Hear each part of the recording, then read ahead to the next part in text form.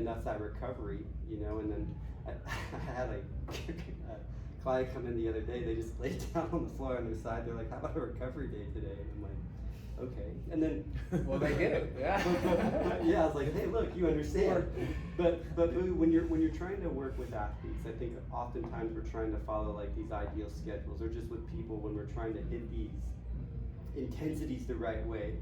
Do you ever find yourself, or how often do you find yourself going like, "Hey, I know today was slated to be a high intensity day, but we used, for example, I'll use like a pogo hop sometimes, and if a lot of the people that I work with have the ability to get a decent pogo hop or one that feels good for them, and I watch them do it, and it looks slow, or it looks painful. I'm like, I know today was supposed to be a higher intensity day or higher demand day, but we're gonna have to. Your body doesn't seem ready." How often do you see that occur, and then are you willing to be flexible and push that intensity down to another day?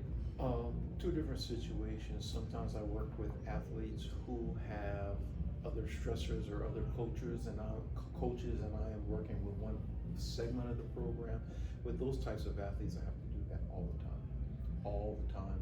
I always have a plan B in my pocket. A good performance coach is a chameleon, meaning that you're able to, and a good performance coach is totally ego-free, meaning that it's not necessarily about your program, what you had planned, but what is best for that person on that day. And that's not just lip service. So that's all.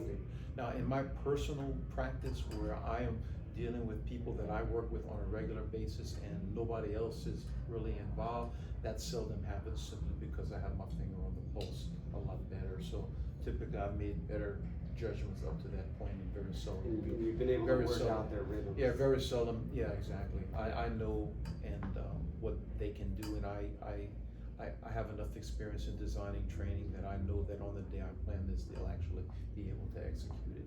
But when I don't have complete control over the variables, happens all the time. All the time. So I've been a college strength coach where I would not write Monday, Wednesday, Friday in the week workout. I'd write day 1, day 2, day 3. And I thought day 1 was going to be Monday, but day 2 had to go to Monday because that's something that we could do that day or whatever. And then, and then the other thing is training density. Like, everybody forgets about the whole idea of training density is a thing. Ultimately, when you're looking at training densities, that's the biggest variable you have at your disposal. Ultimately, how frequently you train it often dictates how well you train.